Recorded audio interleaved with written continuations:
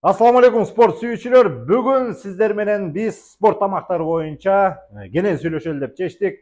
Көптөр суроо берет, кандай витамин ичебиз, эмне кылабыз, арыктаганга, салмак кошконго, салмагым бар, бирок булчуң чыгарганга эмне керек деген көп темалар келет. Ошого кыска жана түшүнүктүү кылып сиздерге туура жагынан жооп бергенге бүгүн аракеттенелик. Салмак жетишпей жатат, энергия жок дей турган болсоңор, мынакей монда болгон гейнерлер жана ошондой эле гейнер менен креатин экөөнү чогуу ичсеңиздер болот. Гейнер жана креатин. Гейнер, креатин экөө өтө бир пайдалуу. Анткени бул гейнер болсо сизге тамак катарында жардам берет, ал эми креатин ошону күчкө айландырып, ушу сиздин чарчап аткан чарчооңуздун баарын жоготот. Ал эми сизде салмак бар, бирок булчуңду чыгаргыңыз келип атат, ага бул протеиндер керек болот. Белковый протеиндер. Бул протеин жон гана эт деп түшүнөбүз. Ал эми сиз ашыкча салмактан арыла албай жаткан болсоңуз, анда бул L-карнитин болсо сизге абдан жакшы жардам берет, энергиясын берет. Муну ичесиз дагы, чуркап турасыздар, чуркап үйдөн көнүгүү пресстер жасап турсаңыздар, абдан жакшы бир сиздерге арыктоого толук кандуу мүмкүнчүлүктөрү бар да.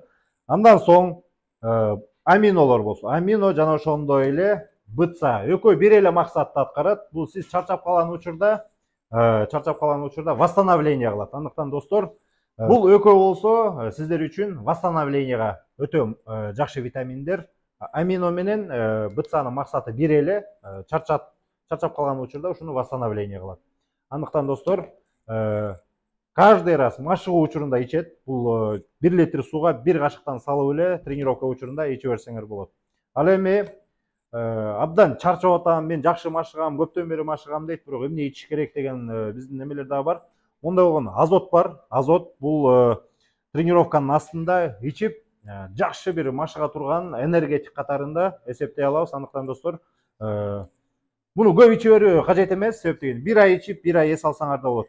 Жүрөккө зыян болуп калышы ыктымал да. Андыктан кимге толук кандуу информациялар, маалыматтар керек боло турган болсо, биздин Келдибек Атайбеков Instagram баракчабызга дагы ошол жакка катталып, ошол жактан дагы информацияны алып, витаминдер жөнүндө кеңештерди толук алсаңар да болот. Бул витаминдердин эч кандай зыянчылыгы жок. Зыяны только эмне чөнтөккө күч келип калышы мүмкүн. Андыктан достор, мисалы ар бир ичип аткан нерселер, мисалы протеин, бул гейнер жон гана силер камыр тамак же болбосо майлуу тамак жеген сыяктуу бир ощущение менен эле, ошондой эле бир ой менен ичсеңер болот. А бул протеин бул кара кесек этти элестеткиле эле. Ошондой күч кубаттуу спорт тамагы гана болуп түшүндүрүлмө берилет. Андыктан достор, коркунучу жок. Көптөрү бул спорт питанияларын жамандап, же болбосо бир мындай тигиндей болуп, анан карыганда жүдөп каласың деген, карыганда ансыз дагы жүдөйбүз. Карыганда ансыз да дене башыңын баардыгы шалбырайт. Ага чейин жашап, достойно, күчтүү жыйынтыктарды чыгарып берели. Ийгилик. Эми биздин каналыбызга кийинки берүүлөргө кандай суроолор болот, бул жака комментарийге сиздер өз оюңуздарды калтырсаңыздар, биз ошого жооп катарында видеолорду чыгарып турабыз. Андыктан достор, бизге Келдибек Атайбеков каналыбызга катталган унутпагыла, лайк басып, башкалар менен дагы бөлүшүп тургула.